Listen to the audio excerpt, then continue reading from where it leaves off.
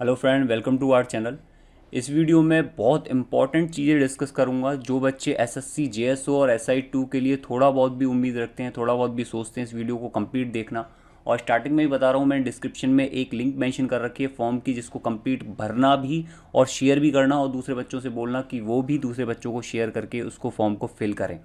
अब देखो, इंपॉर्टेंट चीज़ें मैं बता देता हूँ, क्योंकि इसमें कई चीज़ ऐसी डिस्कस करूँगा जिससे आपकी जॉब को उम्मीद जो है वो पूरी भी हो जाएगी, और हो सकता है वो ना भी मिले अगर आपने सही से कॉपरेट नहीं किया। तो बहुत अच्छा मिलजुल कर वर्क करने वाला काम है ये, और आप सभी को ये चीज़ें ज़रूर फॉलो करनी चाहिए जो मैं बताऊंगा।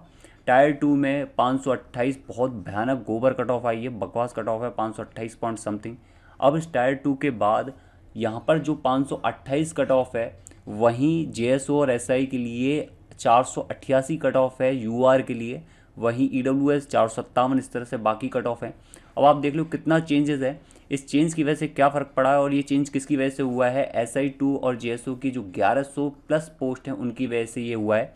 इसमें इंपॉर्टेंट क्या है कि पोस्ट आपके पास 1100 प्लस हैं, और यहाँ पर टायर 2 के बाद जिनकी कॉपी टायर 3 के चेक होने के लिए गई हैं, उनकी ओनली कॉपी हैं वो 1887, यानी कि एक पोस्ट पर, ऑलमोस्ट एक पोस्ट पर 1.7 बच्चे हैं।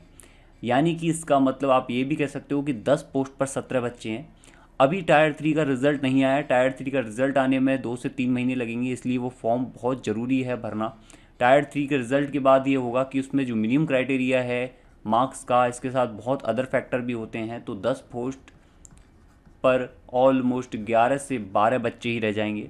अभी टायर 3 हुआ है, देन डीवी होगा। डीवी में भी बहुत सारी चीज़ें होती हैं, और डीवी में क्या होगा, 10 पोस्ट पर 7 या 8 बच्चे रह जाएंगे अगर आपने सही से कॉपरेट नहीं किया तो। कारण उसका ये है, उसका भी मैं आपको कारण बता दूंगा, उससे पहले एक चीज़ और बता देता हूँ। 7 से 8 बच्चे रहने का मतलब ये होगा, इसमें 2 से 3 पोस्ट, इवन 5 पोस्ट का मतलब है 500-600 पोस्ट भी खाली जा सकती हैं, ठीक है। और ये आपकी कभी भी फिल नहीं होंगी, कभी भी।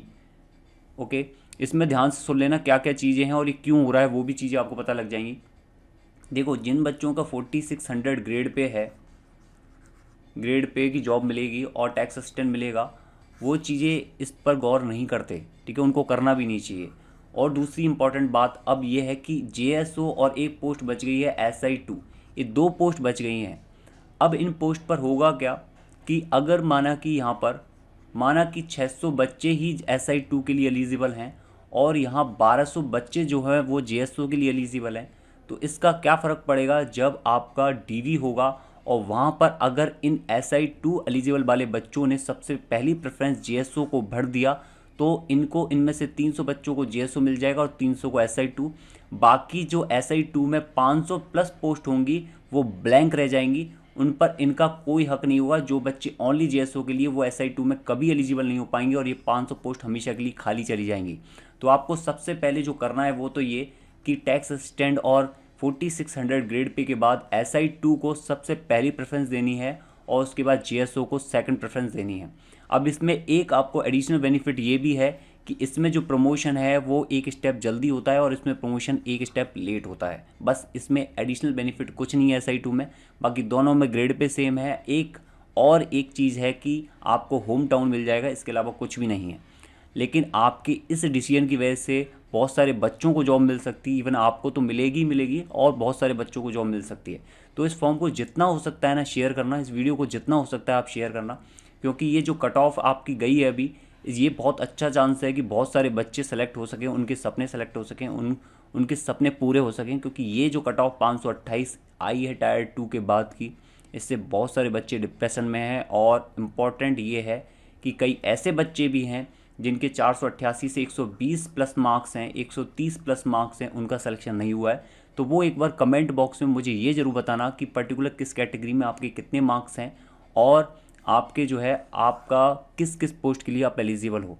तो वो चीज़ें ज़रूर मेंशन कर देना कमेंट बॉक्स में, और जितना हो सकता है इस वीडियो को शेयर करना।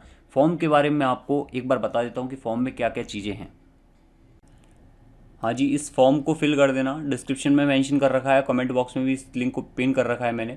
और शेयर जरूर करना है, जाकि ज़्यादा से ज़्यादा लोगों के पास पहुँचे और एक्यूरेट एनालिसिस हो सके।